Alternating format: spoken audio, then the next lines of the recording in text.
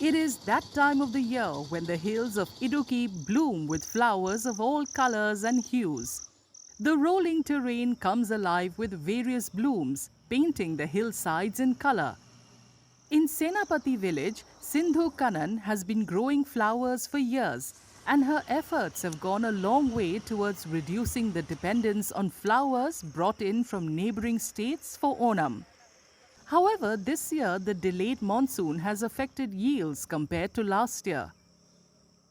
ഈ പൂ വാങ്ങിക്കാൻ വന്നവർ എല്ലാവരും അങ്ങനെ തന്നെ പറയും അടുത്ത വർഷം ഇത് തന്നെ ചെയ്യണം എന്നുള്ള ഒരു പ്രചോദനം തന്ന കാരണമാണ് ഈ വർഷം അങ്ങനെ ചെയ്യാനായിട്ട് മുന്നോട്ടിറങ്ങിയത്. പക്ഷേ നമ്മുടെ കാലാവസ്ഥ കാരണം കഴിഞ്ഞ പ്രാവശ്യത്തെ പോലെയുള്ള കൃഷി വന്നില്ല. വിളവെടുപ്പ് നല്ല രീതിയിലല്ലായിരുന്നു. നട്ട സമയത്ത് മഴയില്ലാതെ വന്നു. നട്ട അന്ന് മുതൽ 20 ദിവസം വരെ മഴയില്ലാതിരുന്നു. അത് കഴിഞ്ഞാൽ മഴ പെയ്തത്. മഴ പെയ്യാൻ തുടങ്ങിയപ്പോഴത്തേക്കും നല്ല ശക്തിയായ മഴയായിരുന്നു. അങ്ങനെ ഇലയ്ക്ക് അഴകൽ ബാധിച്ച് അങ്ങനെയാണ് ഈ പ്രാവശ്യത്തെ കൃഷി ഇങ്ങനെയായത്.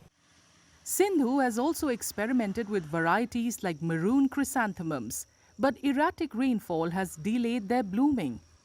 The yield may be lower, but her fields are still in bloom. Local buyers, she says, also assure good returns. വ്യത്യസ്തമായിട്ട് ജമന്തി ചെയ്തിട്ടുണ്ടായിരുന്നു. അത് മെറൂൺ കളറായിരുന്നു. കഴിഞ്ഞ പ്രാവശ്യം മഞ്ഞ തന്നെയായിരുന്നു ചെയ്തത്. പ്രാവശ്യം മെറൂൺ കളർ. അത് ഈ പറഞ്ഞ പോലെ കാലാവസ്ഥ കാരണം പൂ വിരിയാൻ താമസിച്ച് നിൽക്കുവാണ്.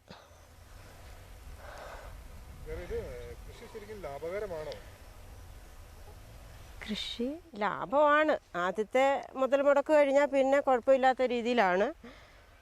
പിന്നെ ഫ്രഷായ പൂ നമുക്ക് ഇവിടുന്ന് തന്നെ പറിക്കാമല്ലോ. നമുക്ക് തമിഴ്നാട്ടിൽ പോകണ്ട, കർണാടകയിൽ പോകണ്ട, നമ്മുടെ കേരളത്തിൽ നിന്ന് തന്നെ നമുക്ക് പൂ പറിക്കാം.